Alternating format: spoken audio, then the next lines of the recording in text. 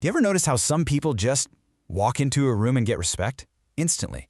They're not loud, they're not aggressive, but nobody, and I mean nobody, messes with them.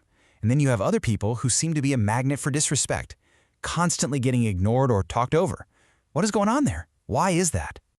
Okay, let's just look at the two realities here.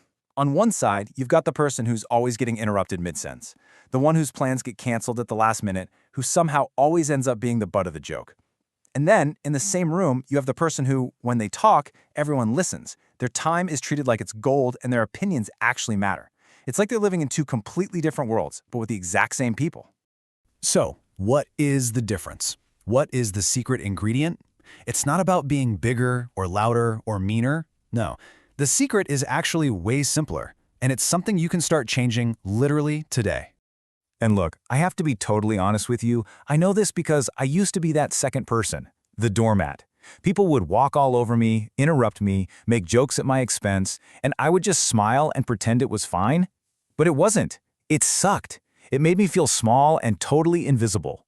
But then, I figured something out that completely flipped the script. And here it is. This is the whole thing right here. Disrespect isn't random. It's not bad luck. It is a reaction. It happens because we are unintentionally, subconsciously sending out what I call disrespect signals. These are little behaviors that broadcast a message to others that says, hey, you can treat me badly. It's fine. You don't mean to send them, but you are. And here's the best part. Gaining respect isn't about learning a bunch of complicated new skills or changing your personality. It's about subtraction. It's about figuring out what signals you're sending and just stopping them. So let's get into it. We're going to cover the 4 biggest signals you need to cut out, starting right now. All right, let's start with move number 1, the foundation. This is maybe the easiest one to start with. You have to stop reacting. At least, not in the way you probably are right now. So, when someone disrespects you, what's the gut reaction? It's to react big, right? You get upset, you get defensive, you start explaining why they're wrong. But this is a weak signal. It basically tells them, you have control over my emotions. The powerful move is the exact opposite. You stay calm, you look them right in the eye, and you simply name what they did. That's it. You just say, that was disrespectful, and then you shut up. No yelling, no big defense. I had this friend who would constantly make fun of my job in front of our group.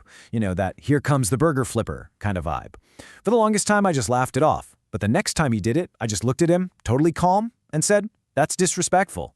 The whole table went quiet, he was stunned, he apologized, and you know what? He never ever did it again. You're not playing their game anymore. You're just stating a fact, and that has all the power. Okay, so that's move number 1. Move number 2 is all about protecting your single most valuable asset, your time. And the signal you've got to stop sending is one of constant 24/7 availability. I mean, think about it. It's basic economics. When something is always available, its perceived value just plummets. If you answer every single text message within 2 minutes, if you say yes to every request immediately, you are literally teaching people that your time isn't a scarce resource. You're teaching them that it's worthless. So here's the new play. When you get a text or a request, just wait. You don't have to play games or wait 3 days, but you don't have to drop everything either. Just respond when you are actually ready. Instead of an instant yes, try saying, let me check my schedule and I'll get back to you. This tiny shift teaches people that your time matters. And when people see your time as valuable, they stop wasting it. Simple as that.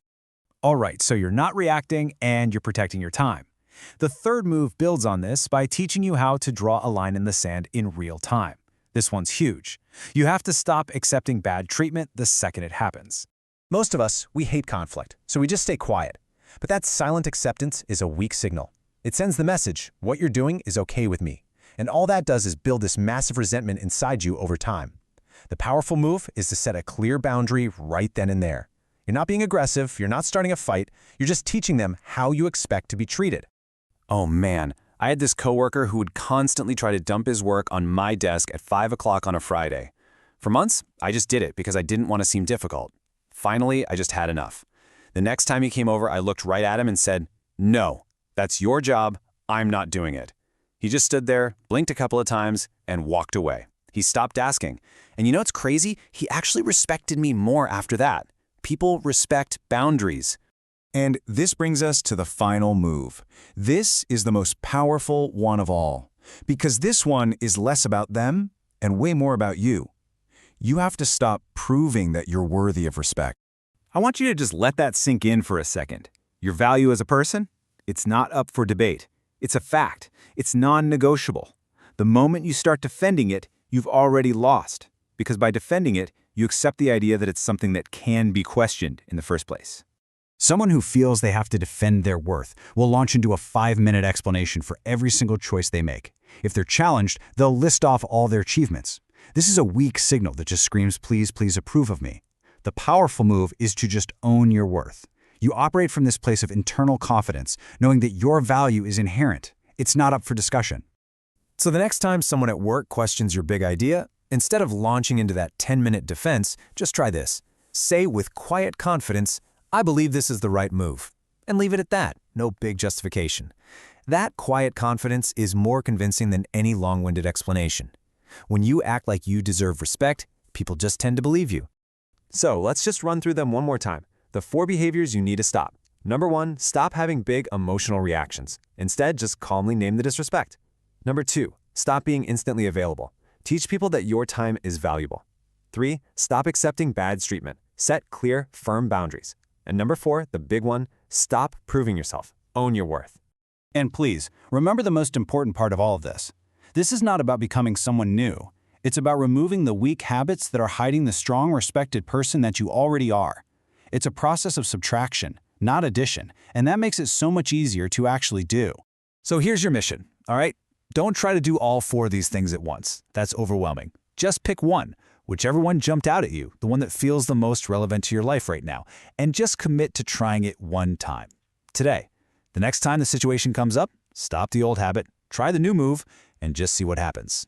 Because here's the bottom line, the absolute truth. You don't need anyone's permission to be respected. You already deserve it right now just as you are. The only question left is, are you ready to stop sending signals that say otherwise and finally start acting like it?